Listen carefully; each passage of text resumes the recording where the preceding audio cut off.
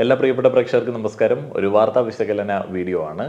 എമ്പുരാൻ വിവാദം എങ്ങനെയെങ്കിലുമൊക്കെ അവസാനിപ്പിക്കണം എന്ന ആഗ്രഹത്തോടെയാണ് ചിത്രത്തിന്റെ നിർമ്മാതാക്കൾ 24ഓളം കട്ടുകൾ ആ ഒരു സിനിമയിൽ വരുത്തിയത്. 24ഓളം കട്ടുകളെ കുറിച്ചിട്ട് സൂക്ഷ്മമായി പരിശോധിക്കുകയാണെന്നുണ്ടെങ്കിൽ ആർക്കെങ്കിലുമൊക്കെ എന്തെങ്കിലുമൊക്കെ വിഷമങ്ങൾ തോന്നാൻ സാധ്യതയുണ്ട് എന്ന് തോന്നുന്ന ഫ്രെയിം പോലും ചിത്രത്തിൽ നിന്ന് ഒഴിവാക്കിയിട്ടുണ്ട്. എന്നാലും എമ്പുരാൻ വിവാദം അവസാനിക്കുന്നില്ല. അവസാനിപ്പിക്കാനായിട്ട് പല ആളുകൾക്കും വലിയ താല്പര്യമൊന്നുമില്ല. സംഘപരിവാർ ചായ്വുള്ള മാധ്യമങ്ങളും സംഘപരിവാർ മാധ്യമങ്ങളും ഒറ്റക്കെട്ടായി ചേർന്ന് നിന്ന് പൃഥ്വിരാജ് സുകുമാരനെ അടിക്കാനായിട്ടുള്ള വടിയായിട്ട് എമ്പുരാൻ വിവാദം ഇങ്ങനെ കത്തിച്ചുകൊണ്ടിരിക്കുകയാണ്.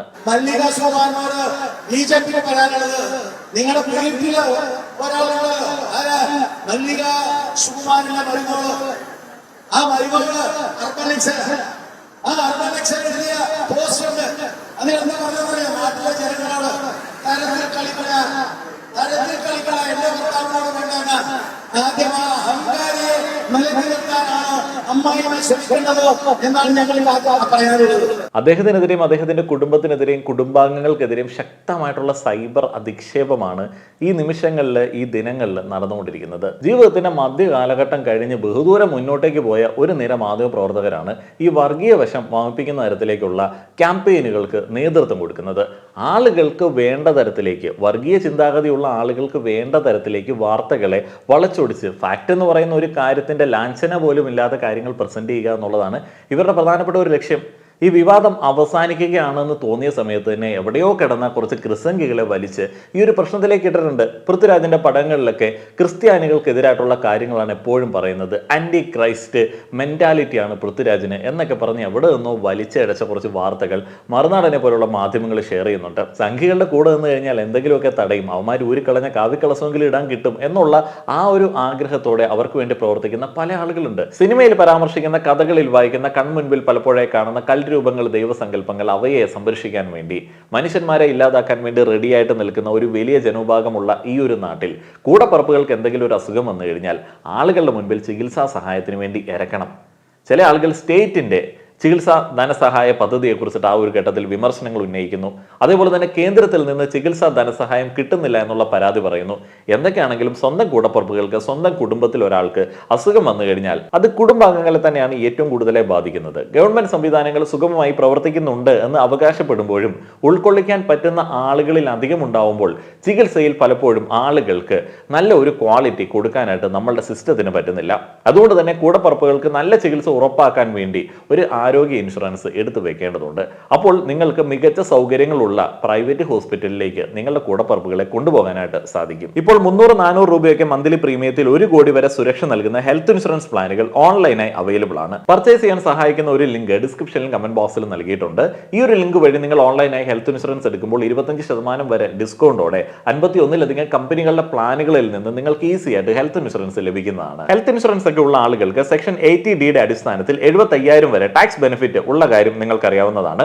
NRIs ഒക്കെ ഇന്ത്യയിൽ നിന്ന് പേരൻസിന് വേണ്ടി ഹെൽത്ത് ഇൻഷുറൻസ് എടുക്കുമ്പോൾ 18% GST അടയ്ക്കേണ്ട എന്നുള്ളൊരു അധിക ബെനിഫിറ്റ് കൂടിയുണ്ട്. പ്രായമായിട്ടുള്ള പേരൻസിന്റെ ഹെൽത്ത് ചെക്കപ്പ്, മരുന്നുകൾ, ക്ലെയിമിന്റെ പേപ്പർ വർക്ക് എല്ലാം ചെയ്യാനായി ഒരു ഡെഡിക്കേറ്റഡ് റിലേഷൻഷിപ്പ് മാനേജറുടെ സഹായവും ഇതോടൊപ്പം ഉണ്ടാവും. 30 മിനിറ്റിനുള്ളിൽ ക്ലെയിം സപ്പോർട്ടും കിട്ടും. ഡയബറ്റീസ്, BP തുടങ്ങിയ പ്രീ എക്സിസ്റ്റിംഗ് ഡിസീസുകൾക്കടക്കം ഡേ 1 മുതൽ കവറേജ് ലഭിക്കുന്ന ഹെൽത്ത് ഇൻഷുറൻസ് പോളിസികൾ 25% വരെ ഡിസ്കൗണ്ടോടെ ഓൺലൈനായി എടുക്കുവാൻ ഡിസ്ക്രിപ്ഷനിലെയും കമന്റ് ബോക്സിലെയും ലിങ്ക് ഉപയോഗിക്കുക.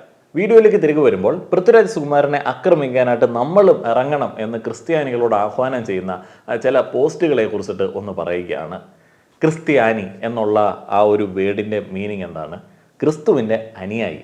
ആരാണ് ക്രിസ്തു? വളരെ സിമ്പിളായിട്ട് ഏത് മനുഷ്യനും മനസ്സിലാവുന്ന രീതിയിൽ പറയുകയാണെന്നുണ്ടെങ്കിൽ ഒരു കർണത്തടിച്ചാൽ മറുകരണം കാണിച്ചു കൊടുക്കുന്ന തരത്തിലേക്കുള്ള മെന്റാലിറ്റി ഉള്ള വ്യക്തിയായിരുന്നു ഈ ക്രിസ്തു എന്ന് പറയുന്നത്. അങ്ങോരെ ഫോളോ ചെയ്യുന്ന, ക്രിസ്തുവിന്റെ അനുയായി എന്നൊക്കെ അവകാശപ്പെടുന്ന, ക്രിസ്ത്യാനി എന്നൊക്കെ അവകാശപ്പെടുന്ന ആളുകൾക്ക് വേണ്ട ബേസിക് ക്വാളിറ്റി ആയിട്ട് ബൈബിളൊക്കെ വായിക്കുന്ന കോമൺ സെൻസ് ഉള്ള ആളുകൾക്ക് മനസ്സിലാവുന്ന ഒരു സംഗതിയുണ്ട്. ഒരു കരണത്ത് അടിക്കുമ്പോൾ മറുകരണം കാണിച്ചു കൊടുത്തില്ല എങ്കിലും തിരിച്ചടിക്കരുത്, സഹിക്കണം. അല്ലെങ്കിൽ നിയമപരമായിട്ടുള്ള രീതിയിൽ മുന്നോട്ടേക്ക് പോകണം. നമ്മൾക്ക് തിരിച്ച് ആരെയും ആക്രമിക്കാനായിട്ടുള്ള റൈറ്റ് ഇല്ല. ഇന്ത്യയുടെ നിയമ സംവിധാനമാണെങ്കിൽ സെൽഫ് ഡിഫൻസിന് വരെയുള്ള റൈറ്റ് നൽകുന്നുണ്ട്.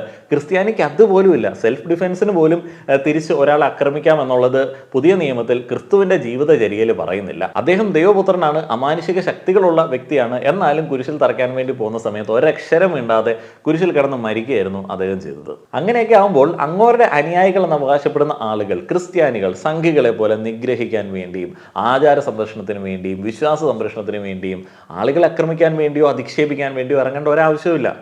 അത് ക്രിസ്ത്യാനി എന്ന് പറയുന്നതിന്റെ ബേസിക് ക്വാളിറ്റികളിൽപ്പെട്ട ഒരു സംഗതിയല്ല. അങ്ങനെയുള്ളവൻ ക്രിസ്ത്യാനി ആവുന്നത് എങ്ങനെയാണ് എന്നുള്ളത് ബൈബിൾ വായിക്കുന്ന കോമൺ സെൻസ് ഉള്ള ആളുകൾക്ക് മനസ്സിലാവില്ല. അതിനകത്ത് തന്നെ മറ്റൊരു വചനമില്ലേ, ധനവാൻ സ്വർഗത്തിൽ കടക്കുന്നതിനേക്കാളും എളുപ്പം ഒട്ടകം സൂചിക്കുഴയിൽ കൂടെ കടക്കുന്നതാണ് എന്നുള്ളതാണ് ബൈബിൾ പറഞ്ഞിരിക്കുന്നത്. ഈ ധനവാൻ എന്ന് പറയുന്നതിന് കുറേയധികം മീനിങ് ഉണ്ട്. ഈ പ്രിവിലേജഡ് ആയിട്ടുള്ള ആളുകൾ, ഈ അധിക്ഷേപം നടത്തുമ്പോൾ താൻ വലിയൊരു സംഭവമാണ് എന്ന് വിചാരിക്കുന്ന ആളുകൾ, അങ്ങനെ തങ്ങളുടെ വിശ്വാസം സംരക്ഷിക്കണം, എല്ലാവരോടും ഫൈറ്റ് ചെയ്ത് നിൽക്കണം, ഞങ്ങൾ പോരാളികളാണെന്ന് അവകാശപ്പെടുന്ന ആളുകൾ, അങ്ങനെ മറ്റുള്ളവരുടെ അടുത്ത് മെക്കിട്ട് കയറുന്ന എല്ലാവരും ആ ഒരു കാറ്റഗറിയിൽ പെടുത്താം. അപ്പൊ അങ്ങനെയുള്ളവന്മാർക്ക് സ്വർഗം പോലും ക്രിസ്ത്യാനിറ്റിയിൽ ഓഫർ ചെയ്യുന്നില്ല. ഞാൻ ലവന്റെ പോസ്റ്റ് വായിക്കുന്നതിന് മുൻപ് ഒരു ഇൻട്രഡക്ഷൻ തന്നതാണ്. ക്രിസ്തുവിന്റെ അനുയായി ആവുക എന്ന് പറയുന്നത് സംഘികൾ അവരുടെ ജീവിതചര്യ മുന്നോട്ടേക്ക് കൊണ്ടുപോകുന്നത് പോലെയുള്ള ഒരു സംഗതിയല്ല. അത് ഗാന്ധി മാർഗ്ഗമാണ്. ഇപ്പോൾ ഗാന്ധിയൊക്കെ ക്രിസ്തുവിൽ വളരെയധികം ആകൃഷ്ടനായിരുന്നു. അപ്പോൾ അദ്ദേഹത്തിൻ്റെ ജീവിതചര്യകളൊക്കെ ക്രിസ്തു ജീവിതചര്യയുമായിട്ട് ഏകദേശം സമാനമൊക്കെയാണ്. അപ്പോൾ ഈ ഫൈറ്റ് ചെയ്യുക, ആചാര സംരക്ഷണം, വിശ്വാസ സംരക്ഷണം, ശക്തി പ്രകടനം എന്നീ സംഗതികൾ ക്രിസ്ത്യാനിറ്റിയിലില്ല. ഇനിയിപ്പോൾ ഈ സംഘികൾ ഊരിക്കളയുന്ന കാവ്യക്കളസമെങ്കിലും ഇട്ട് കഴിഞ്ഞാൽ ഞങ്ങൾക്ക് കുറച്ച് പവർ കിട്ടുമല്ലോ എന്ന് വിചാരിച്ച് അവരെ വല്ലാതെ താങ്ങി നടക്കുന്ന ചില ആളുകളുണ്ട്. അപ്പോൾ അവരുടെ ചില പോസ്റ്റുകളൊക്കെ ഉണ്ട്. ഇപ്പോൾ സംഘികൾ കൂട്ടമായിട്ട് പൃഥ്വിരാജിനെ ആക്രമിക്കുന്നു, അപ്പോൾ അവരുടെ കൂടെ ചേർന്ന് നിന്നേക്കാം, അതാണ് ഞങ്ങൾ ക്രിസ്സംഘികളുടെ ഡ്യൂട്ടി എന്നൊക്കെ വിചാരിക്കുന്ന ആളുകളുണ്ട്. അങ്ങനെയുള്ള ആളുകൾ ആചാര സംരക്ഷണം, ക്രൈസ്തവ സഭാ സംരക്ഷണം, വിശ്വാസി സംരക്ഷണം, അതേപോലെ തന്നെ വിവാഹപ്രായമായിട്ടുള്ള കുട്ടികളെ ലൗകികാതിൽ നിന്ന് സംരക്ഷിക്കുന്ന ആ ഒരു പ്രവർത്തനം എന്നിവയൊക്കെ എടുത്ത് പറയാറുണ്ട് എന്നുണ്ടെങ്കിലും അവർ ചില കാര്യങ്ങളെ ബോധപൂർവം മറക്കാറുണ്ട്, ചില കാര്യങ്ങളെ മൈൻഡ് ചെയ്യാറില്ല, ചില കാര്യങ്ങളെ ചോദ്യം ചെയ്യാറില്ല. ചോദ്യം ചെയ്ത് കഴിഞ്ഞാൽ മറ്റേ കാവ്യകളസം കിട്ടത്തുമില്ല, ചിലപ്പോൾ ഉള്ള കളസം ഊരിക്കൊണ്ട് പോവുകയും ചെയ്യും സംഘികൾ. അപ്പോൾ അങ്ങനെ നമ്മൾ ചോദ്യം ചെയ്യുന്ന 1-2 കാര്യങ്ങളെ ഞാനൊന്ന് പ്ലേ ചെയ്യുകയാണ്. മധ്യപ്രദേശിലെ ജബൽപൂരിൽ വൈദികരടക്കമുള്ള ക്രൈസ്തവ സംഘത്തിന് നേരെ VHP നടത്തിയ ആക്രമണം കഴിഞ്ഞ ദിവസം വാർത്തയായിരുന്നു. കോൺഗ്രസ് ഇന്നലെ വിഷയം പാർലമെന്റിൽ ഉന്നയിച്ചിരുന്നു. മലയാളികളായ വൈദികരെ പോലീസ് സ്റ്റേഷനിൽ ഉദ്യോഗസ്ഥർക്ക് മുന്നിലിട്ട് ജനക്കൂട്ടം മർദ്ദിച്ചുവെന്ന ആരോപണം ഉയരുന്നു. ആദ്യം പോലീസ് സ്റ്റേഷനിലുണ്ടായ സംഘർഷത്തിന്റെ ദൃശ്യങ്ങൾ കാണാം.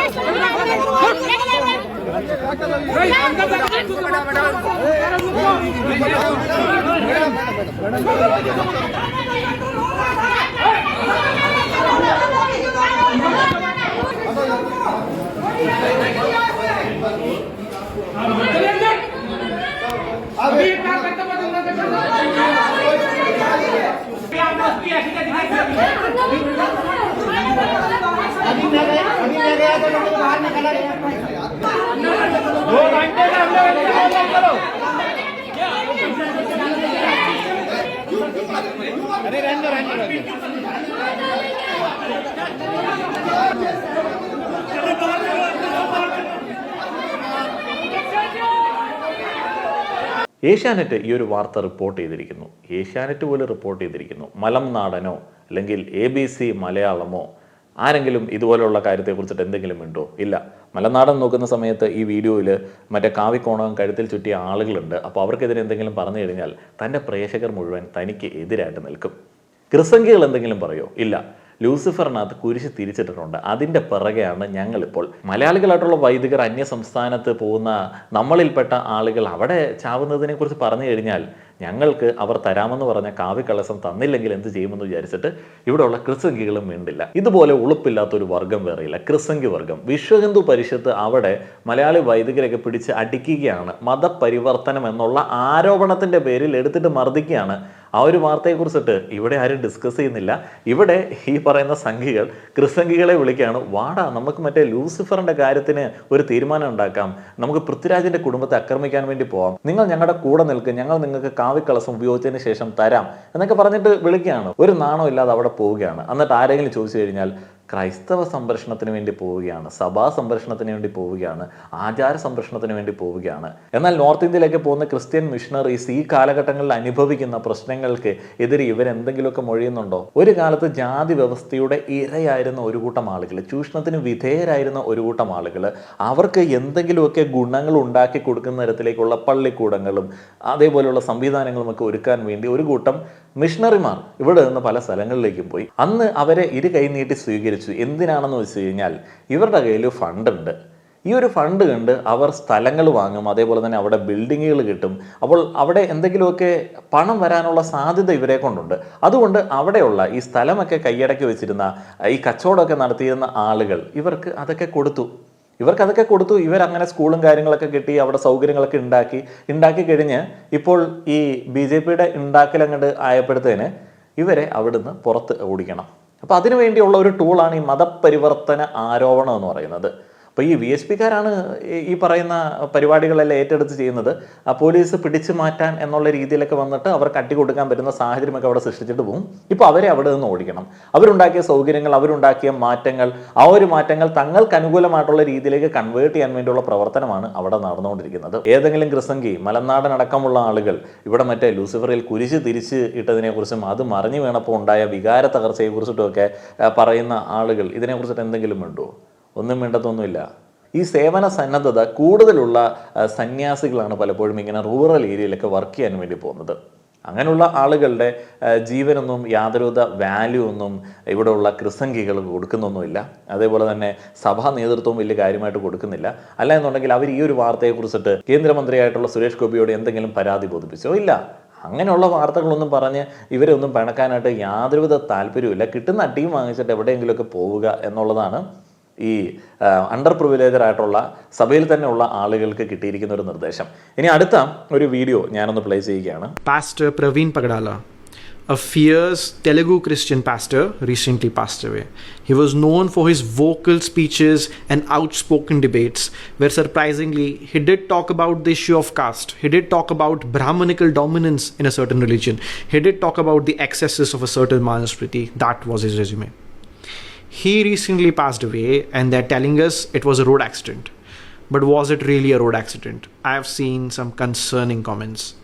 Look, I am not a Christian myself. I come from a Hindu family, and for all practical purposes, I am an atheist. But when I see things which are fishy, I do point them out. Here, this semi-popular right-wing outlet, what does it say? This Praveen Pagadala person, he was spreading poison against my religion. He had it coming. He deserved it. And they're also saying this other Christian pastor who is alive, he is next. What do they mean he is next? Like, they are giving out the game away, guys. It's blatantly obvious at this point. And secondly, when the pastor passed away, and a lot of Telugu Christian groups were talking about how he passed away and saying rest in peace, things of that sort, in the comment section, upper caste Telugu Hindus are spreading wild comments saying he had it coming, he deserved it. Like, what even is this thing, guys? Look, the Constitution of India, as conceptualized by our own Baba Sahib Ambedkar, says in very clear terms, every Indian, regardless of his or her religion, is free to practice, preach and propagate whatever religion they wish to. It is that simple. Conversion in India is not a crime. And it is not a crime to be a minority in India. Why are we becoming like this? Recent ആയിട്ട് നോക്കുകയാണെന്നുണ്ടെങ്കിൽ ഇന്ത്യയിലുടനീളം ക്രൈസ്തവ മിഷണറിമാർക്കെതിരെ കാര്യമായിട്ടുള്ള ആക്രമണങ്ങൾ കൂടിയിട്ടുണ്ട്. ഇതൊരു planned ആയിട്ടുള്ള പരിപാടിയാണ്. വളരെ സൈലൻ്റ് ആയിട്ടാണ് ഈ പരിപാടി നടക്കുന്നത്. അത് സൈലൻ്റ് ആവുന്നത് എന്തുകൊണ്ടാണെന്ന് വെച്ച് കഴിഞ്ഞാൽ ഇതൊക്കെ പലപ്പോഴും റൂറൽ ഏരിയകളിലാണ് നടക്കുന്നത്. അതേപോലെ തന്നെ ഈ ക്രിസംഗികളുടെ ആരാധ്യ പാർട്ടി ഭരിക്കുന്ന സ്ഥലങ്ങളിലാണ് കൂടുതലായി നടക്കുന്നത്.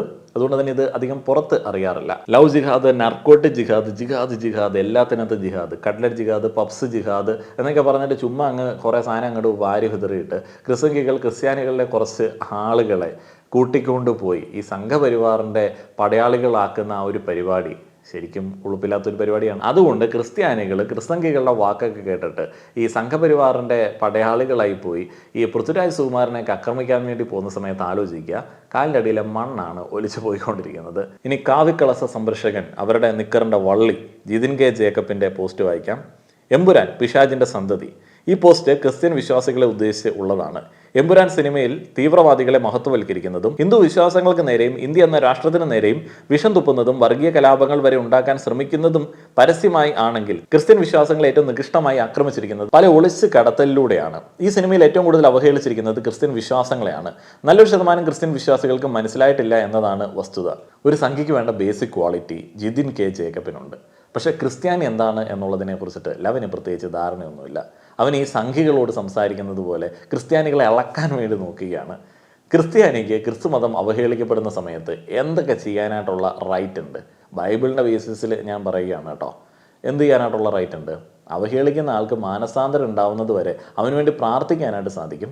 അവന് മാനസാന്തരം ഉണ്ടാവുന്ന രീതിയിലേക്ക് അവൻ്റെ മുൻപിലേക്ക് മാതൃകാപരമായിട്ടുള്ള പ്രവർത്തനങ്ങൾ കാഴ്ചവെക്കാനായിട്ട് സാധിക്കും.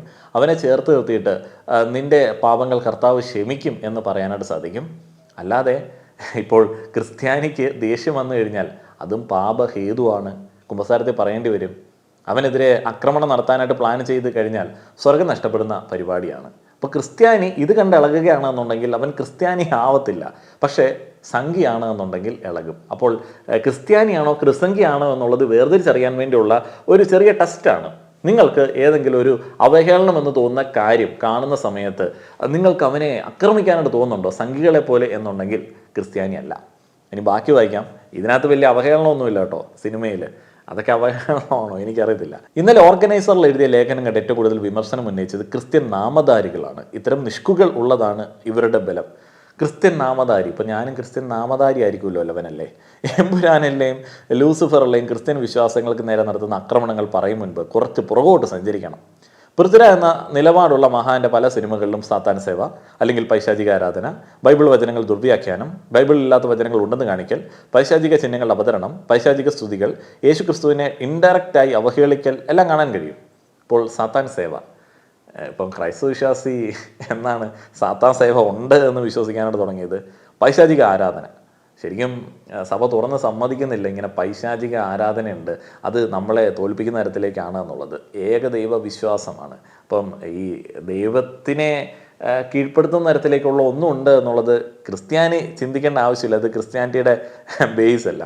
പൈശാചിക സ്തുതികൾ, യേശു ക്രിസ്തുവിന് ഇൻഡയറക്റ്റായി അവഹേളിക്കലെല്ലാം കാണാൻ കഴിയും. ഒന്നാമത്തെ കാര്യം, ക്രിസ്തു എന്നൊക്കെ പറയുന്നത് പുതിയ നിയമത്തിനകത്തുള്ള സംഗതികളാണ്. പഴയ നിയമം അങ്ങനെ ക്രിസ്ത്യാനികൾ ഫോളോ ചെയ്യാറില്ല, ചെയ്യേണ്ട ആവശ്യമില്ല എന്നുള്ളതാണ് പൊതുവെ പറയപ്പെടുന്നത്. കുറച്ചും കൂടെ പ്രോഗ്രസീവാണ് പുതിയ നിയമം. അപ്പോൾ ഇതിനകത്തെ ഈ പൈശാചിക സ്തുതികൾ, അതേപോലെ തന്നെ പൈശാചിക ചിഹ്നങ്ങളുടെ അവതരണം എന്നീ കാര്യങ്ങളെക്കുറിച്ചിട്ടൊക്കെ ആകുലപ്പെട്ടുകൊണ്ടിരുന്നത് പ്രാചീന പഴയ നിയമത്തിലാണ്. ഇനി പൃഥ്വിരാജിൻ്റെ ചില സിനിമകൾ ഇദ്ദേഹത്തെ വല്ലാതെ പേടിപ്പിച്ചതെന്ന് പറയാം. Stop violence, Adam John, nine, Ezra, cold case തുടങ്ങിയ സിനിമകളിൽ നേരിട്ട് തന്നെയാണ് സാത്താൻ സേവയും സാത്താൻ ആരാധനയും. സാത്താൻ ബിംബങ്ങളൊക്കെ കാണിക്കുന്നുണ്ട്. ഇത് കാണിക്കുന്ന സമയത്ത് ക്രിസ്ത്യാനി എന്തിനാണ് പേടിക്കുന്നത്? ക്രിസ്ത്യാനി അങ്ങനെ ഒരു സാധനം കണ്ടാലും പേടിക്കരുതെന്നുള്ളതാണ് ക്രൈസ്തവ വിശ്വാസത്തിൻ്റെ അടിസ്ഥാനം. മറ്റവന്മാർക്ക് പേടിക്കാം, മറ്റേ സംഘികൾക്ക് പേടിക്കാം, കാരണം അവർക്ക് എന്നെ കണ്ടാലും പേടിയാണ്. അതേപോലെ തന്നെ വ്യത്യസ്തമായിട്ടുള്ള പല ആചാരങ്ങളാണ്. അങ്ങ് നഖം തൊട്ട് അങ്ങ് മുടിയുടെ അങ്ങേയറ്റം തൊട്ട് ഇടയ്ക്കും മുട്ടിനുള്ള എല്ലാ ശരീരഭാഗങ്ങളും വെച്ച് ആരാധിക്കുന്ന ടീമുകളാണ് സംഘികളിലെ ഭൂരിഭാഗം ആളുകൾ. അപ്പോൾ അവർക്ക് എല്ലാത്തിനെയും പേടിക്കാം. പക്ഷേ ക്രിസ്ത്യാനി എന്ന് അവകാശപ്പെടുന്ന ക്രിസംഖികൾ ഇതൊക്കെ പറയുമ്പോഴത്തേന് ക്രിസ്ത്യാനികൾ പേടിക്കേണ്ട ആവശ്യമൊന്നുമില്ല. അത് വിരോധാഭാസമാണ്. 666, 616, 888, FFF തുടങ്ങിയവയൊക്കെ പൈശാചിക ബിംബങ്ങളായാണ് കരുതപ്പെടുന്നത്. ആര് കരുതപ്പെടുന്നത്? 666 എന്ന നമ്പറിനെ കുറിച്ച് ബൈബിളിൽ പോലും പറയുന്നുണ്ട്. ഭയങ്കരം തന്നെ. അപ്പം ഇയാൾക്ക് ഇതിനെക്കുറിച്ച് എന്തെങ്കിലും പേടിയുണ്ടെന്നുണ്ടെങ്കിൽ ബാക്കിയുള്ള ആളുകളെയൊക്കെ വിളിച്ച് അയാൾക്കെതിരെ ആക്രമണം നടത്താൻ വേണ്ടി പോകേണ്ട ആവശ്യമുണ്ടോ? താൻ കാണണ്ടടും. ക്രൈസ്തവ വിശ്വാസത്തിൽ അങ്ങനെ പേടിക്കേണ്ട ആവശ്യമൊന്നുമില്ല. ഇപ്പം വിഗ്രഹ ആരാധനയ്ക്കെതിരാണ് ക്രൈസ്തവ വിശ്വാസം. 666 എന്ന് പറയുന്ന ഒരു സംഖ്യയെ ഒരു ക്രിസ്ത്യാനി പേടിക്കുകയാണെന്ന് പറഞ്ഞു കഴിഞ്ഞാൽ ലവൻ എങ്ങനെയാണ് ക്രിസ്ത്യാനി ആവണേ? അതിനെക്കുറിച്ചിട്ടും എനിക്കറിയത്തില്ല. പഴയ നിയമത്തിലുള്ള വിറ്റുകളൊക്കെ ആയിരിക്കും. സെവൻത് ഡേ മെമ്മറീസ് തുടങ്ങിയ സിനിമകളിലും സാത്താനിക്കായിട്ടുള്ള കാര്യങ്ങൾ ഇൻഡയറക്റ്റ് ഒളിച്ചു കിടത്തുന്നു. ഇപ്പോൾ പരസ്യമായിട്ട് കിടത്തിയാൽ എന്നാ പ്രശ്നം? ഇപ്പം ദൈവവിശ്വാസം എന്ന് പറയുന്ന സങ്കല്പം, ദൈവം എന്ന് പറയുന്ന സങ്കല്പം, ദൈവപുത്രൻ എന്ന് പറയുന്ന സങ്കല്പവുമായിട്ട് ക്രിസ്ത്യാനികൾക്ക് നടക്കാം. അതേപോലെ തന്നെ അവതാരങ്ങൾ എന്ന് പറയുന്ന സങ്കല്പവുമായിട്ട് ഹിന്ദുക്കൾക്ക് നടക്കാം. അള്ളാഹു എന്ന് പറയുന്ന സങ്കല്പം ശരീരമില്ലാത്ത ദൈവത്തിൽ, രൂപമില്ലാത്ത ദൈവത്തിൻ്റെ സങ്കല്പത്തിൽ മുസ്ലിംസിന് നടക്കാം. എന്നുണ്ടെങ്കിൽ സാത്താനെ കുറിച്ചിട്ട് ചിന്തിച്ചിട്ട് സാത്താൻ ആരാധനയായിട്ട് നടക്കുന്ന ആളുകൾക്ക് അതിനുള്ള റൈറ്റ് ഉണ്ട്.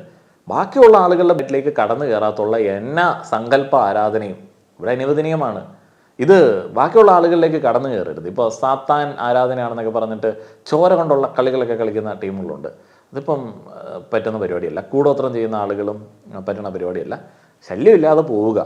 ഈ സിനിമകളിലൊക്കെ ഒട്ടുമിക്കതും 8 നിലയിൽ പൊട്ടിയ സിനിമകളാണ്. എന്നിട്ടും അതേ പാറ്റേണിലുള്ള സിനിമകൾ വന്നുകൊണ്ടിരുന്നു. ഇതിൽ പലതിലും നിർമ്മാണ പങ്കാളി ആരായിരുന്നു എന്ന് പറയണ്ടല്ലോ. ആരായിരുന്നു? വല്ല മുസ്ലിം നാമധാരി വല്ലതും ആയിരിക്കും. അതായിരിക്കും ഈ പോസ്റ്റിൻ്റെ പിന്നിലുള്ള ഉദ്ദേശം. അതേപോലെ തന്നെ ലൂസിഫർ, എമ്പുരാൻ എന്നീ 2 സിനിമകളിൽ നിറഞ്ഞു നിൽക്കുന്നത് സാത്താൻ സ്തുതികളും സാത്താൻ ബിംബങ്ങളും ഇല്ലാത്ത ബൈബിൾ വചനങ്ങളും ദൈവപുത്രൻ എന്ന് ക്രിസ്ത്യൻ വിശ്വാസികൾ വിശ്വസിക്കുന്ന യേശുക്രിസ്തുവിനെ അവഹേളിക്കലൊക്കെയാണ്. യേശുക്രിസ്തു എന്തോരം അവഹേളനമൊക്കെ ഏറ്റിട്ടാണ് കുരിശേ പോയി മരിച്ചത്. അപ്പോൾ അന്ന് അദ്ദേഹത്തെ കൊന്ന ആളുകളെ ഇന്ന് സ്വന്തം സഹോദരങ്ങളായിട്ട് ഇവിടെയുള്ള ആളുകൾ കരുതുന്നുണ്ട്. ക്രിസ്തംഗികൾ ഇപ്പോൾ ഏറ്റവും കൂടുതൽ ഏർപ്പെട്ടിരിക്കുന്നത് മറ്റേ ഇസ്രായേൽ പാലസ്തീൻ വാർ മുഖത്താണല്ലോ, യുദ്ധമുഖത്താണ്. അപ്പം ജ്യൂസിനൊക്കെ എതിരെ അതിനേക്കാളും വലിയ കോമഡി, അവർ യേശുവിനെ കൊന്നെന്നും പറഞ്ഞ് അവർക്കെതിരെ എന്തോരം ആക്രമണങ്ങളാണ് ഒരു കാലത്ത് ഉണ്ടായിരുന്നത്. എല്ലാം ഈ ക്രിസ്തുവിൻ്റെ പേരും പറഞ്ഞിട്ടാണ്. പുള്ളിയാണെന്നുണ്ടെങ്കിൽ മറ്റേ അമാനുഷികനാണ്, എന്നിട്ട് പോലും തിരിച്ച് അടിച്ചിട്ടില്ല, തിരിച്ച് റെസ്പോണ്ട് ചെയ്തിട്ടില്ല. അങ്ങനെയുള്ളൊരു മച്ചാനായിരുന്നു. അയാളെ ഫോളോ ചെയ്യുന്ന ആൾക്കാർക്കാണ് ഏറ്റവും കൂടുതൽ വിഷയം. കഴുത്തൊടിഞ്ഞ് കിടക്കുന്ന യേശു ക്രിസ്തുവിൻ്റെ ക്രൂശിത രൂപത്തിൽ പാമ്പ് കയറിയിരിക്കുന്നു. ബൈബിളിൽ പാമ്പ് എന്നത് പിശാചിൻ്റെ പ്രതീകമാണ്. ഇപ്പോൾ കഴുത്തൊടിഞ്ഞ് കിടക്കുന്ന യേശു ക്രിസ്തുവിൻ്റെ ക്രൂശിത രൂപമാണെന്നുണ്ടെങ്കിൽ പാമ്പ് കയറിയാലും വലിയ പ്രശ്നമൊന്നുമില്ല എന്നുള്ളതാണ് ക്രൈസ്തവ വിശ്വാസത്തിൻ്റെ ഒരു ബേസ്. ഇപ്പോൾ ഈ കോൺക്രീറ്റ് കൊണ്ടുണ്ടാക്കിയ ഒരു കുരിശ്, അല്ലെങ്കിൽ മണ്ണുകൊണ്ടുണ്ടാക്കിയ ഒരു പ്രതിമ, അല്ലെങ്കിൽ കഴുത്തൊടിഞ്ഞ് കിടക്കുന്ന ഒരു കുരിശ് എന്ന് പറഞ്ഞാൽ ഒടിഞ്ഞു പോയൊരു കുരിശ്, അതിനെയൊക്കെ ക്രൈസ്തവ വിശ്വാസം വലിയ ഒരു വസ്തുവായിട്ട് കാണുന്നില്ല. ഈ പറയുന്ന വിഗ്രഹ ആരാധന, അതുപോലെയുള്ള വസ്തുക്കളോടുള്ള ആ ഒരു അഭിനിവേശം എന്ന് പറയുന്നത് ക്രൈസ്തവ വിശ്വാസത്തിൻ്റെ അടിത്തറയല്ല. ഇപ്പോൾ പള്ളിയിൽ ഇപ്പോൾ ഒരു കുരിശൊടിഞ്ഞു പോവുകയാണ്, അല്ലെങ്കിൽ ഒരു എന്നാ പറയുന്നത് ഫോട്ടോ താഴെ വീണ് പൊട്ടുകയാണ് എന്നുണ്ടെങ്കിൽ അതെടുത്ത് കൊണ്ടേ കളയും. പള്ളി പോലും അങ്ങനെയാണ്. ഇവിടെ സംഭവിച്ചത് എന്താണെന്ന് വെച്ച് കഴിഞ്ഞാൽ, ക്രിസ്ത്യാനിറ്റി ഇന്ത്യയിലേക്ക് വന്നപ്പോഴത്തേന് ഇന്ത്യയിലുള്ള കുറേയധികം മതങ്ങളുമായിട്ട് ചേർത്ത് വെച്ചിട്ട് പുതിയൊരു സാധനമായിട്ട് ഇതിങ്ങ് അവതരിപ്പിച്ചു. അപ്പോൾ അതിൽ നിന്ന് ഭൂജാതന്മാരായിട്ടുള്ള ക്രിസ്ത്യാനികളാണ്, ക്രിസ്തംഗികൾക്കാണ് ഈ പറയുന്ന കല്ലിനോടും മണ്ണിനോടും ഒക്കെ വലിയ പ്രേമം. അതുകൊണ്ട് തന്നെയാണ് കഴിഞ്ഞ ദിവസം ഒരുത്തൻ അവിടെ സ്ഥലം കയ്യേറിയ സമയത്ത് അവിടെ കുരിശ് കൊണ്ടേ ഫിറ്റ് ചെയ്ത് വെച്ചത്. കുരിശ് പൊളിച്ച് കളഞ്ഞ് ആരെങ്കിലുമൊക്കെ അവഹേളിച്ചു എന്ന് പറഞ്ഞിട്ട് പ്രശ്നം ഉണ്ടാക്കിയോ? ഇല്ല, അതൊരു കുരിശാണ്. അതൊരു കോൺക്രീറ്റിൻ്റെ ക്രോസ് രൂപമാണ്. ക്ലൈമാക്സിൽ എസെക്കിയേൽ 25:17 എന്ന് പറഞ്ഞ് മോഹൻലാൽ പറയുന്ന ബൈബിൾ വചനം ബൈബിളിൽ ഇല്ലാത്തതാണ്. ബൈബിളിൽ ഇല്ലാത്താണെങ്കിൽ പിന്നെ എന്തിനു പേടിക്കണം? ഉണ്ടെങ്കിൽ മാത്രം പേടിച്ചാൽ പോരെ. മെമ്മറി സിനിമയിൽ പറയുന്ന ദുഷ്ടനെ പന പോലെ വളർത്തുമെന്നതും ബൈബിൾ വചനമില്ല. ബൈബിൾ പ്രകാരം പന പോലെ വളരുന്നത് നീതിമാനാണ്. ദുഷ്ടനെ പന പോലെ വളർത്തുമെന്നത് സാത്താൻ്റെ പ്രമാണമാണ്. ദുഷ്ടത ചെയ്യുന്നവർ അഭിവൃദ്ധി പ്രാപിക്കുമെന്ന് പ്രചരിപ്പിക്കുന്നത് സാത്താന് വേണ്ടിയാണ്. ശരിക്കും പറഞ്ഞാൽ ഈ അഹങ്കാരിയെ ദൈവം പന പോലെ വളർത്തുമെന്നൊക്കെ ഞാനൊക്കെ പണ്ട് സൺഡേ സ്കൂളിൽ പോകുന്ന സമയത്ത് ഏതൊക്കെയോ അച്ഛന്മാരും കന്യാസ്ത്രീകളും അല്ലെങ്കിൽ വേദപാഠം പഠിപ്പിക്കുന്ന ആൾക്കാരും പറഞ്ഞു തന്നിട്ടുള്ളതാണ്. അല്ല, നമ്മളുടെ മൈൻഡിലേക്ക് ഇത് വരത്തില്ലല്ലോ. അപ്പോൾ അത് കേട്ടിട്ടുള്ള ആൾക്കാർ സിനിമ എഴുതിയപ്പോൾ അങ്ങനെ ആയി. അല്ലാതെ ഇതൊക്കെ ബോധപൂർവമായിട്ട് ചെയ്യുന്നതാണോ? ഇപ്പോൾ ഈ കാര്യം പല ആൾക്കാരും ആദ്യമായിട്ടായിരിക്കും കേൾക്കുന്നത്, ക്രിസ്ത്യാനികൾ തന്നെ. ഇപ്പോൾ ഇതിങ്ങനെയായിരുന്നു ഇതിൻ്റെ വചനം എന്നുള്ളത്. പല ആൾക്കാരും അഹങ്കാരിയെ പന പോലെ വളർത്തും, അവൻ്റെ വീഴ്ച അതുപോലെ തന്നെ ഭയങ്കരമായിരിക്കും എന്നുള്ളതായിരുന്നു. ഇപ്പോൾ പനയൊക്കെ വീഴുന്ന സമയത്ത് വൻ പതനാണല്ലോ. അപ്പോൾ അങ്ങനെയൊക്കെ ആയിരുന്നു അന്ന് ആ ഒരു വചനമൊക്കെ വ്യാഖ്യാനിച്ചിരുന്നത്. എന്നൊക്കെയാണോ എഴുതി വെച്ചേക്കുന്നത്? ഈ സിനിമയിലെ ചില ഡയലോഗുകൾ നോക്കാം. ദൈവപുത്രൻ തന്നെ തെറ്റ് ചെയ്യുമ്പോൾ ചെകുത്താനല്ലാതെ മറ്റാര് ആശ്രയിക്കാൻ? ദൈവപുത്രൻ എന്ന് പറയുന്ന യേശുക്രിസ്തു ആണ് എന്ന് ഓർക്കണം. അങ്ങനെയൊന്നുമല്ല. ഇപ്പം സ്റ്റീഫൻ നെടുമ്പള്ളി ദൈവമായിട്ട് കാണുന്നത് മറ്റേ ടീമിനെയാണ്. എന്താണ് പുള്ളിയുടെ പേര്? PKR. പുള്ളിയാണ് കാണുന്നത്. അപ്പോൾ പുള്ളിയുടെ മോനാണ് മറ്റേ ടോവിനോ. അപ്പോൾ ടോവിനോ തെറ്റ് ചെയ്യുന്ന സമയത്ത് പുള്ളി ചുമ്മാ ഈ ബിബ്ലിക്കലായിട്ട് ഒരു മാസ് ഉണ്ടാക്കാൻ വേണ്ടി എഴുതി വെച്ച ഡയലോഗാണ്, ദൈവപുത്രൻ തെറ്റ് ചെയ്ത് കഴിഞ്ഞാൽ പിന്നെ ആര് വന്ന് ഇതൊക്കെ മാറ്റുമെന്നുള്ളത്. ഒരു തകർന്ന പള്ളിയുടെ മുന്നിലിരുന്ന് മോഹൻലാൽ കഥാപാത്രം പറയുന്നു, ദൈവപുത്രൻ വിതച്ച പാവത്തിൻ്റെ വിളവെടുക്കാൻ കറുത്ത മാലാക വന്നുവെന്ന്. ഇതൊക്കെ ഇത്രമാത്രം പ്രശ്നമാണ്. ബൈബിളും ഒരു കാലത്ത് എഴുതി വെച്ച സംഗതിയാണ്. കലാകാരന്മാർ, സാഹിത്യകാരന്മാർ എഴുതി വെക്കുന്ന സമയത്ത് പലയിടത്തുനിന്നും പലതുമൊക്കെ കടമെടുത്തിട്ട് ഓരോന്നൊക്കെ അങ്ങ് അടിച്ചു വിടും. അപ്പോൾ ഇതൊക്കെ കേട്ടിട്ട് ഈ വേദനിക്കാൻ നിന്ന് കഴിഞ്ഞാൽ ക്രൈസ്തവ സത്വം എവിടെ പോയി മരിക്കും? അപ്പോൾ അതൊക്കെ ഇതിൻ്റെ ബേസ് അല്ലേ? ഇവിടെ അവഹേളിക്കുന്ന യേശു ക്രിസ്തുവിനെ തന്നെയാണ്. അതേസമയം കറുത്ത മാലാക എന്ന് പറഞ്ഞ് പിശാചിനെ പുകഴ്ത്തുകയും ചെയ്യുന്നു. അങ്ങനത്തെ നിരവധി സാത്താൻ സ്തുതികൾ. ഇതിനകത്ത് ലോജിക്കലി ക്രിസ്ത്യാനി ചിന്തിക്കേണ്ട എങ്ങനെയാണെന്ന് വെച്ച് കഴിഞ്ഞാൽ സൺഡേ ക്ലാസ് ആയി പോവോ എന്താണെന്ന് പറഞ്ഞാലും, ഇപ്പം സ്റ്റീഫൻ നെടുമ്പള്ളി ഒരു ദൈവപുത്രനാണെന്ന് സ്വയം അവകാശപ്പെടുകയാണെന്നുണ്ടെങ്കിൽ ഓക്കെ, റോങ് ആണ്. എങ്ങനെയാണെന്ന് വെച്ച് കഴിഞ്ഞാൽ പുള്ളിക്കാരൻ അത്യാവശ്യം സംഹാരമൊക്കെ നടത്തുന്നുണ്ട്, കൊല്ലുന്നൊക്കെ ഉണ്ട്. അപ്പോൾ ലക്ഷ്യം മാർഗത്തെ സാധൂകരിക്കും എന്ന് പറയുന്ന ആ ഒരു സംഭവം പോലും ക്രിസ്ത്യാനിറ്റിയിലില്ല. അങ്ങനെ കൊന്നു മുന്നേറാനായിട്ടുള്ള റൈറ്റ് ഒന്നുമില്ല. സ്റ്റീഫൻ നെടുമ്പള്ളി അത്യാവശ്യം വയലൻസ് ഒക്കെ ഉള്ള ചങ്ങായിയാണ്. അതുകൊണ്ട് തന്നെ അദ്ദേഹം എല്ലാവരോടും വളരെ സൗമ്യമായിട്ട് സംസാരിക്കുകയും ആ വൈദികനോട് വളരെ ബഹുമാനപൂർവ്വം സംസാരിക്കുകയൊക്കെ ചെയ്യുന്നുണ്ട്. എന്നാലും ഒരു വിശ്വാസി എന്നുള്ള രീതിയിൽ അവകാശവാദം ഒന്നും ഉന്നയിക്കുന്നില്ലാത്തതുകൊണ്ട് അത് അവഹേളനമായിട്ട് മാറുന്നില്ല. വിശ്വാസി എന്ന അവകാശവാദമൊക്കെ ഉന്നയിച്ച് ക്രിസ്ത്യാനികൾക്ക് വേണ്ടി എന്നൊക്കെ പറഞ്ഞിട്ട് എഴുതി വെക്കുന്ന ഈ ഒരു വർഗീയത ശരിക്കും പറഞ്ഞു കഴിഞ്ഞാൽ അവഹേളനം തന്നെയാണ്. ഇത് ക്രിസ്ത്യാനിറ്റിയുടെ ബേസിലുള്ള സംഗതിയല്ല. ഇത്തരത്തിലുള്ള വിദ്വേഷ പരാമർശങ്ങളും വിദ്വേഷ എഴുത്തുകളും ഒക്കെ. ഇറാഖിലെ കരോക്കോഷ് നഗരത്തെക്കുറിച്ചുള്ള റെഫറൻസ്. ഇസ്ലാമിക ഏകാധിപത്യം കൊടുകുത്തിയാണ് ഇറാഖിലെ ഒരു ക്രിസ്ത്യൻ നഗരമാണ് കരോക്കോഷ്. ISIS എന്ന ജിഹാദി ഭീകര സംഘടന, ISIS എന്ന് പറഞ്ഞാൽ മതി. പക്ഷേ ഈ ക്രിസ്ത്യൻകൾക്ക് വേണ്ടി സംഘികൾക്ക് വേണ്ടി കുക്ക് ചെയ്യുന്ന സമയത്ത് അതിനകത്ത് മസ്റ്റായിട്ട് ആഡ് ചെയ്യേണ്ട ഒരു വേർഡാണ് ജിഹാദി. ഞങ്ങളുടെ മേഖലകളിൽ പാലയിലൊക്കെ ഭയങ്കര ഓട്ടമുള്ളൊരു വേർഡാണ് ജിഹാദി. ഈ ജിഹാദി എന്നൊക്കെ പേരിട്ടിട്ട് എന്തെങ്കിലും സാധനം വഴിയിൽ വെക്കുകയാണെന്നുണ്ടെങ്കിൽ ഇവന്മാർ കട്ടോണ്ടൊന്നും പോകത്തൊന്നുമില്ല. കരോക്കോഷിൽ കൂട്ടക്കൊല നടത്തിയത് ആരെയാണ് എന്ന് പറയണ്ടല്ലോ. കുഞ്ഞു കുട്ടികളടക്കം മുഴുവൻ ക്രിസ്ത്യൻ കാഫറുകൾ ഇയാൾ തന്നെയല്ലേ പറയണേ. ISIS കരോക്കോഷ് നഗരത്തിൽ കൊന്നു വീഴ്ത്തി. ബാക്കിയുള്ള ആളുകൾ പലായനം ചെയ്തു, രക്ഷപ്പെട്ടു. അവിടെയുള്ള ക്രിസ്ത്യൻ പള്ളികളെല്ലാം തകർക്കപ്പെട്ടു. അതിപ്പം മതഭ്രാന്തന്മാർ എവിടെ ഉണ്ടോ അങ്ങോട്ടും ഇങ്ങോട്ടും അടിയൊക്കെ ഉണ്ടാവും. കഴിഞ്ഞ ക്രിസ്മസിന് എന്തോരം പള്ളിക്കകത്ത് കയറി എന്തോരം തോന്നിയാസം കാണിച്ചു സംഘികൾ. വല്ലതും മൊഴിഞ്ഞോ? ജിതിൻ കെ ജേക്കബ് മൊഴിഞ്ഞോ? ഇല്ല. അവർ മറ്റേ ഇട്ട് കളയാൻ വെച്ചിരുന്ന കളസം കിട്ടത്തില്ലാത്തതുകൊണ്ട് അതിനെക്കുറിച്ച് മിണ്ടി അവരെ പിണക്കാനായിട്ട് നിന്നില്ല. ഓർഗനൈസറിൽ എഴുതി അവരാധിക്കാൻ വേണ്ടി പോയിരിക്കുന്നു. ആഫ്രിക്കൻ ഡ്രഗ് കാർട്ടൽ തലവനായ കബൂഗയെ തകർക്കാൻ ലൂസിഫർ കോംപ്രമൈസ് മീറ്റിംഗ് വെക്കാൻ ഈ ലോകത്ത് മറ്റൊരിടവും പൃഥ്വിരാജ് തിരഞ്ഞെടുക്കുന്നില്ല. അയാൾ തിരഞ്ഞെടുത്തത് ആ കരോക്കോഷാണ്. അതും കരോക്കോഷ് നഗരത്തിലെ ക്രിസ്ത്യൻ പള്ളിക്ക് ഉള്ളിൽ വെച്ചാണ് ചർച്ച. എന്തുകൊണ്ടാണ് ഇറാഖിലെ കരോക്കോഷിലെ ക്രിസ്ത്യൻ പള്ളി? എനിക്കറിയത്തില്ല. എന്തൊരു വിഷമിച്ച് ഈ പടം മുഴുവനായിട്ട് കണ്ട് ഇതൊക്കെ എഴുതി വെച്ചിട്ട് വന്നതെന്ന് ഞാൻ ആലോചിക്കണത്. അവിടെയുള്ള പള്ളികൾക്കും ദൈവത്തിനും ഒന്നും സാധിക്കാത്ത കാര്യം ലൂസിഫർ ആ പള്ളിക്കുള്ളിൽ വെച്ച് ചെയ്ത് കാണിച്ചു. ശത്രുവിനെ തകർക്കുന്നു. തകർന്ന ദേവാലയത്തിൽ നീതി നടപ്പാക്കുന്നത് ലൂസിഫറായ നായകൻ. തകർന്ന ദേവാലയം എന്ന് പറയുന്നത് ഒരു കോൺക്രീറ്റിൻ്റെ സെറ്റപ്പാണ്. ഈ കോൺക്രീറ്റിന് കാര്യമായിട്ടുള്ള പ്രാധാന്യമൊന്നും ക്രിസ്തുമതം കൊടുക്കുന്നൊന്നുമില്ല. തകർന്ന പള്ളി പുനർനിർമ്മിക്കും അവർക്ക് ആരാധിക്കാൻ വേണ്ടിയുള്ള ഒരു സ്ഥലത്തിന് വേണ്ടി എന്നുള്ളത് ഒഴിച്ചു കഴിഞ്ഞാൽ ആ തകർന്നു കിടക്കുന്ന കോൺക്രീറ്റിനെ കുറിച്ചിട്ട് താൻ ആകുലപ്പെടേണ്ട ആവശ്യമൊന്നുമില്ല.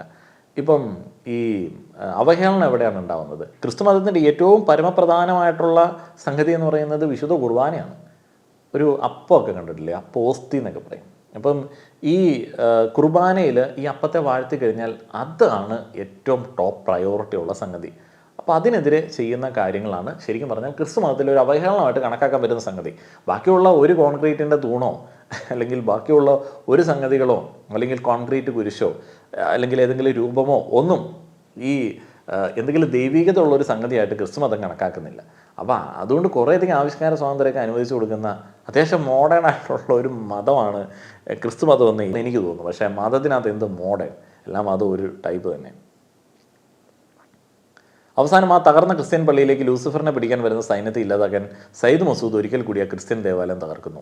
ആ സീൻ്റെ അവസാനം മുകളിൽ നിന്നൊരു കുരിശൊടിഞ്ഞ് തലകുത്തി വീഴുന്നു. കുരിശിൻ്റെ മറ്റു ഭാഗങ്ങൾ ഒടിഞ്ഞു പോയി ലൂസിഫറിനെ കുറിക്കുന്ന എല്ല് ബാക്കിയാവുന്നു. പിന്നിൽ തകർന്ന പള്ളിയുടെ ഏരിയൽ ഷോട്ട് കാണിച്ച് സീൻ അവസാനിപ്പിക്കുന്നു. അതായത് ലൂസിഫർ ദൈവത്തെ തോൽപ്പിക്കുന്നു. എമ്പുരാൻ എന്ന പേര് തന്നെ ഒളിച്ചു കിടത്തിലാണ്. ക്രിസ്ത്യാനികൾ ദൈവത്തെ തമ്പുരാനെ എന്ന് വിളിച്ച് ദിവസം പ്രാർത്ഥിക്കും. ഇവിടെ തമ്പുരാനെ എമ്പുരാനാക്കിയെന്ന് മാത്രം. ദൈവത്തെ മാറ്റി ചെകുത്താനെ വരുത്തുന്നു. അമ്പുരാൻ എന്നൊക്കെ എന്നാണ് ക്രിസ്ത്യാനികൾ ദൈവത്തെ വിളിക്കാൻ തുടങ്ങിയത്? ബൈബിളിനകത്ത് തമ്പുരാനെ എന്ന് എഴുതി വെച്ചിട്ടുണ്ടോ? ഇല്ല. കേരളത്തിലേക്ക് വന്ന സമയത്ത് ഇവിടെ മേലാളന്മാരെ വിളിക്കുന്ന പേര് അതാണെന്ന് മനസ്സിലാക്കിയ സമയത്ത്, അടിമകൾ ദൈവത്തെ സൃഷ്ടിച്ച സമയത്ത് അവർ ദൈവത്തെ വിളിക്കാൻ തമ്പുരാൻ എന്ന് പറയുന്ന ഒരു വേർഡ് ഉപയോഗിച്ചു. അതിനൊക്കെ എന്ത് ദൈവികതയുടെ? ഞാൻ ഈ എഴുതിയത് സിനിമകളിൽ പൃഥ്വിരാജ് ഒളിച്ചു കിടത്തിയ സാത്താൻ വാഴ്ത്തലിൻ്റെയും ക്രിസ്ത്യൻ വിശ്വാസങ്ങളെ അവഹേളിക്കലിൻ്റെയും 10% പോലും ആയിട്ടില്ല എന്ന് ഓർക്കണം.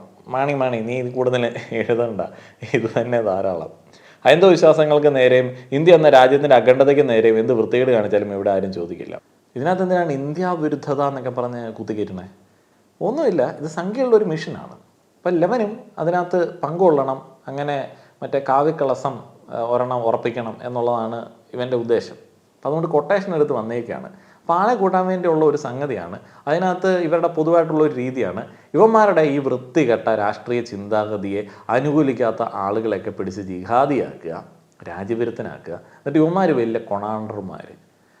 ബാക്കിയുള്ള ആൾക്കാരെ ഉപദ്രവിക്കുന്ന എല്ലാത്തരം, ബാക്കിയുള്ള ആളുകളെ ആക്രമിക്കുന്ന എല്ലാത്തരം പരിപാടികളും ദേശവിരുദ്ധമാണ്. ഇന്ത്യൻ സിറ്റിസൺസിന് എതിരെയുള്ള എല്ലാ പരിപാടികളും ദേശവിരുദ്ധമാണ്. നിനക്കൊക്കെ എന്തെങ്കിലും വിയോജിപ്പുകൾ ഉണ്ട് എന്നുണ്ടെങ്കിൽ, നിയമസാധ്യത ഉണ്ട് എന്നുണ്ടെങ്കിൽ, ഇവിടെ ഒരു സുപ്രീം പവറുണ്ട്. സുപ്രീം കോർട്ട് വരെ പോവാം. അവിടെ പോയി നിങ്ങൾക്ക് കേസ് നടത്താം. എന്നിട്ട് നിങ്ങൾ നിയമപരമായിട്ട് നേരിട്. നീയൊക്കെ ഈ ആക്രമണ ആഹ്വാനം ഉന്നയിക്കുന്നത് തന്നെ രാജ്യവിരുദ്ധമാണ്. പിന്നെ ക്രൈസ്തവ വിരുദ്ധമാണ്, അതിനെക്കുറിച്ച് പിന്നെ കൂടുതൽ പറയണ്ട. അതിനെക്കുറിച്ച് മനസ്സിലാക്കാനുള്ള ബോധമില്ലാത്തവന്മാരോട് പിന്നെ എന്ത് പറഞ്ഞിട്ട് എന്താ കാര്യം?